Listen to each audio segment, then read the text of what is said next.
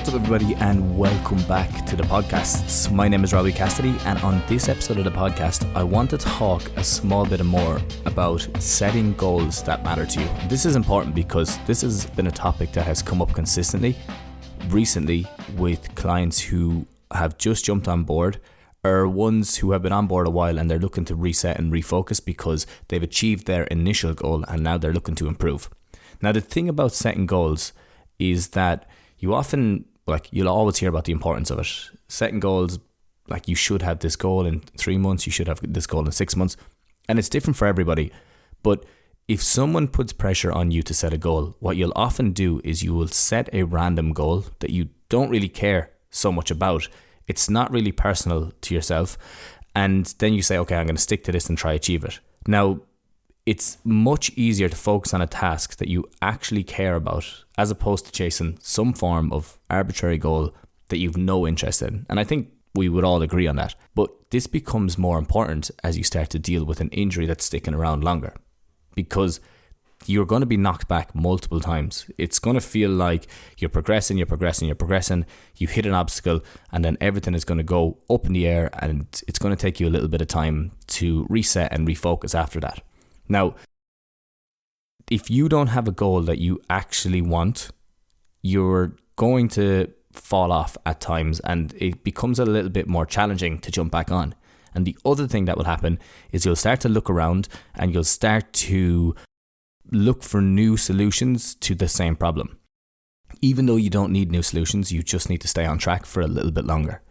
Now, it does become, as I said, like they can help in many different ways. One other huge factor is that as you progress, if you have a goal, you can measure how close you are to that goal along the way, and you can start to make changes as a result of that. And this is another key to it. So it's going to allow you to make mistakes, it's going to allow you to rebuild, but it gives you the space to work within. So I guess the easiest way to look at that is that if you are working to get back to a 5K because you want to run a 5K run with one of your friends, and you're progressing and things are going well, and you get up to 3K and then you get up to 4K, and then you have a little bit of an obstacle at 4K that maybe the same injury kicks up or another issue actually kicks up. Well, if you have already allowed yourself a bit of space to make mistakes, if you know that even though things are going to kick back against you, you're still going to stick it on because you still have to hit this date with your friend and the two of you are going to run together, well, then you're going to come back, you're going to reset, you're not going to change path completely, but you're going to continue rehabbing it and working down the path and then try to get back on track as soon as possible. And that's what it is, and that's why it makes such a difference to people when you actually set goals that you're interested in, that you want to work towards. Now, as I said, this becomes more important when you're looking at chronic issues. And the reason being is that a chronic injury develops at the level of the nervous system more so than the actual mechanical level. And it'll feel like they act randomly sometimes. Well, it feels like that anyway. But if you don't have a goal, if you hit a flare up along the way, as I was saying with the 5K, it'll feel like you have failed. And you never really know what to measure or how to measure it, and you can't really decide how far along you've come. Things start to become or feel like they are impossible to hit. And such a common one that people who come to me, and I think this is kind of important to look at this in a way, is they'll often say, I want to get rid of the pain completely. Now let's think about that for a couple of seconds. I want to get rid of the pain completely in my back or in my knee or in my hip. Now, at first, that may sound like a pretty realistic goal, okay? Because, yeah, obviously, everyone wants to get rid of that pain, or everyone wants to get back to their normal life. But they don't look at a deeper level in a lot of cases. So many cases when I'm on a call with someone, what we're doing is we're diving deeper and we're diving deeper and we're diving deeper into that. And we're trying to find really what they want to get back to doing and what this pain is holding them back from doing. And as we start to kind of unveil that, as we start to uncover that, you'll see that there is activities that it's affecting them on mostly, which may be affecting their confidence more. And if they can get back to those activities, they'll find that, okay, right, slowly but surely, the pain will start to disappear, it'll start to improve, and then I can get back to my normal life. Because that's the thing, pain is there. It's affecting your way of life. It's affecting the way you go about your day, how you plan out your weeks, what events you think you can go to and what events you think you can't go to. And this is huge. So what we do is, when someone says to me, I don't want to have pain ever again, it's like, what do you mean by that? And this is why when you're dealing with the chronic issue, you have to look at goals. If it's an acute injury, if you tear a hamstring, okay, I want to get back to playing, let's say, to playing my sport. I don't want to have any hamstring issues anymore. Same thing, if you sprain your knee, I want to be able to just go about my day walking and not have any pain. But see, it is a little bit more specific when you look at that, because when you have an acute injury, it's very easy to measure, all right, is it better right now? Am I able to do that? Well, I wasn't able to do it yesterday. You can zone in on that a small bit more. But as I said, a chronic injury happens at the level of the nervous system. Think of it this way. If somebody comes to me and they say, I don't want to have pain anymore ever again, I want you to consider this. Okay, I haven't played tennis in 4 years. Now, one day I decide to go down to the tennis court and I say, I'm going to hit a few balls. I'm going to do an hour down at the court. I'm going to take a little bit of time to warm up and I'm going to go for, as I said, a couple of hits. I might hire out a coach and I just hit them and he hits them back to me.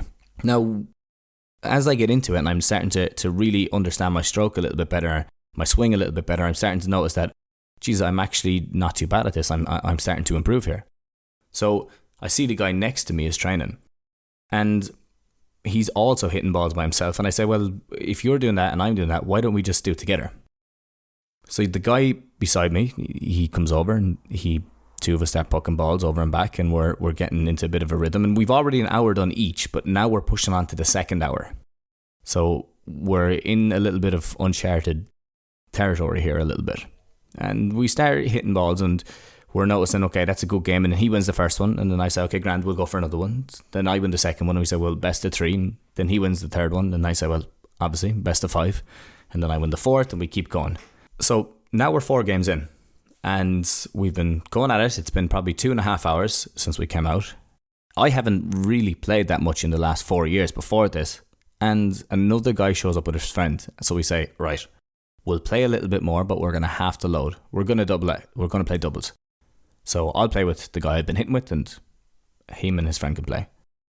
Now we're starting to get into the third hour. And since I had started playing by myself, and even though I'm feeling a little bit tired, I'm starting to notice that my shoulder and my elbow starts to get a little bit tight. We go through the games and we say, okay, we'll call it at 3.5 hours. 4 hours, let's say. We'll call it at 4 hours. At the 4th hour, I come back. I go in. I get changed. I'm feeling very fatigued. I probably need to go back and have a nap. I know I need to get my protein up. I know I need to get my water up. Probably have to sleep really well that night as well. And I'll possibly do a little bit of mobility just to get everything moving that evening. Now, I wake up the next day and I notice that my elbow has flared up completely. It feels like I cannot extend my arm. Where did I go wrong in that? The idea of saying that you don't want to have pain anymore really doesn't make sense when you think about the relevancy of it, because it's completely relevant to the amount of load you put your body through and the amount that you plan to do. So it depends completely on the amount of tolerance. I may have gotten away with the first hour of tennis, possibly with the second hour of tennis, but as I pushed it, even though I didn't have a predisposing injury there in the first place, the body can only handle so much. And I haven't hit any tennis balls in 4 years. So I expect that things are going to kick up and kick back against me. I kind of expect it because I know I put myself through that. Now, why do people say I want to get rid of pain completely? Because if you focus too much on that, it reframes it so that you feel like you have re-injured something consistently every time you have a flare-up. But in the majority of cases, it's that you have hit your tolerance. You've either hit the tissue tolerance or you've hit the nervous system's capacity to handle that load. So it kicks off. Now that in itself, okay, if anyone, I would really, really encourage you to go back or to really consider that story or think about that story more, because it changes your perspective on what you can do. and what you can get to. And it should give you an idea, to be honest, of how to manage literally any injury, chronic injury at all, in a way. Because what it teaches you is that there's a tolerance and a conditioning side to any injury, whether it be acute or a chronic injury.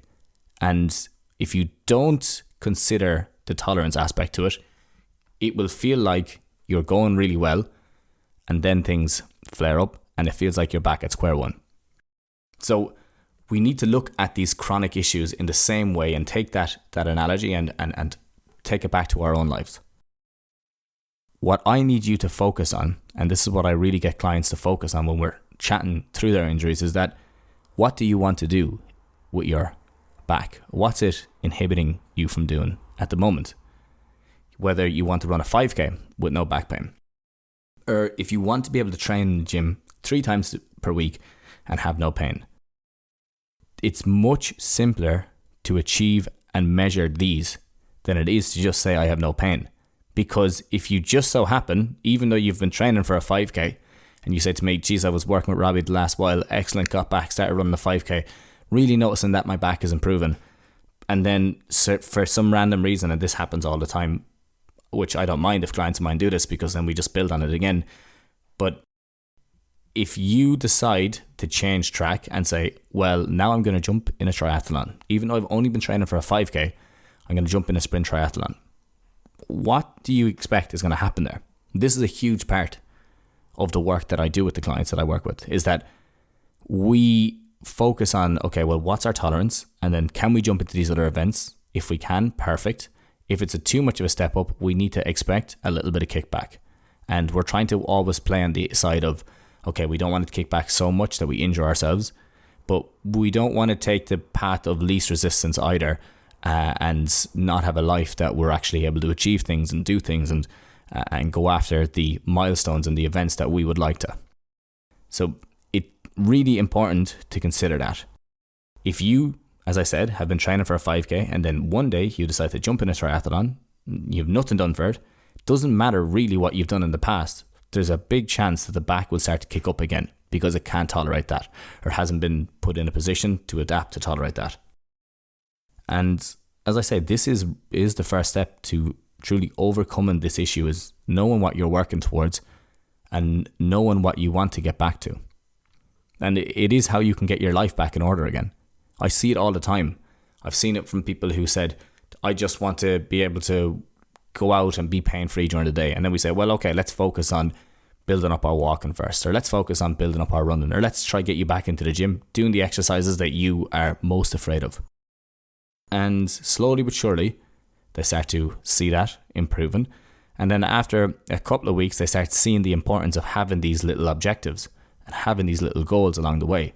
And as you get deeper into it, you start to reform and you start to change your identity, and you start to pick goals that are aligned with what resonates with you, aligned with you, what you feel like, okay, that's going to make a huge difference to my life. And we just keep pushing on with those. That is exactly how you get your life back from a recurrent back injury, or from a shoulder issue that keeps bothering you, or from a knee issue that has become a big problem.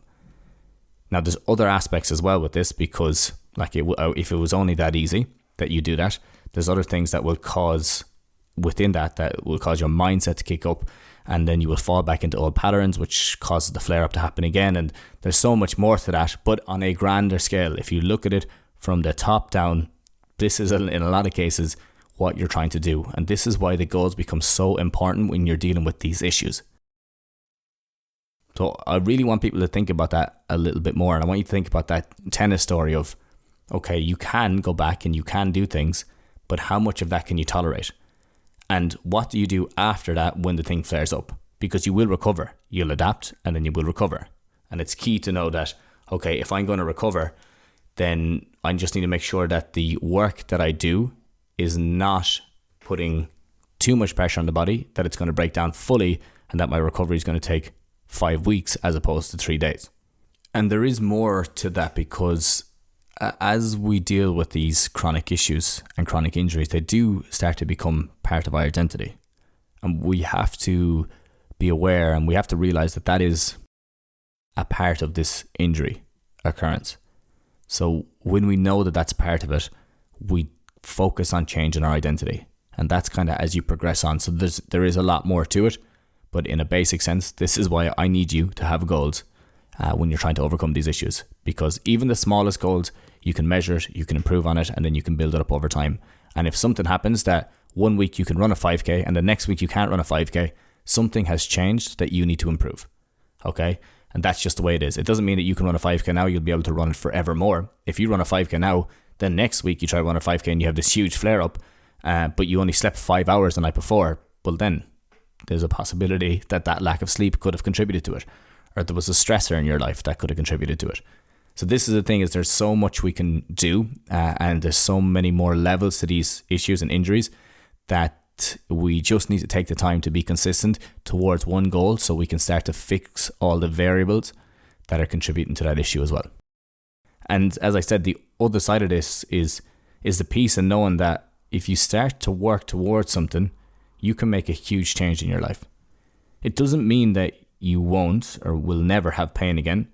But as I said, that's a silly way to think, because if you put yourself in a position that you haven't been before, there's a big chance that you get the pain. That's as simple as it is. And instead, it means that with work and with consistency, you're going to see a lot more positive change in your life. So it does mean that you can get back doing what you love with the people you love, and not being kind of stuck in this cloud of discomfort and tightness and this cloud of pain and this mindset that nothing will improve and that you're only going to get worse, and that, or if you can't do something now, that you won't ever be able to do it again.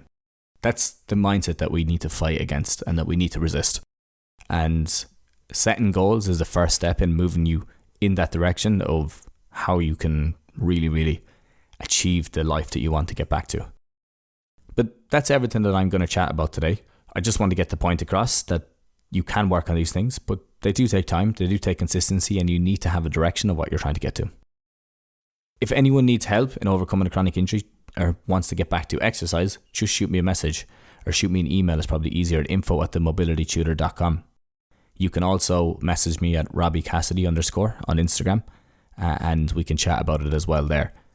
Lastly, if you enjoy this podcast, and I did get called out last week for not being consistent with the podcast, so I do apologize, and I do apologize to that man.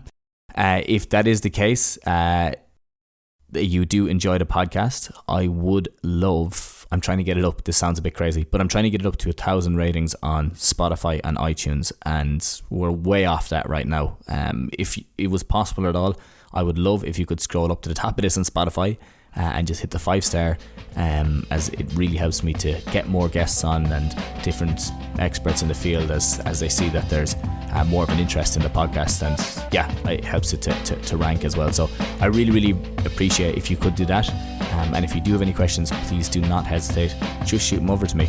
As I said, info@themobilitytutor.com, or you can shoot them over at RobbieCassidy_. But that's all from me this week. I hope everyone out there is doing well, and I will chat to you all at the same time next week. Have a good one.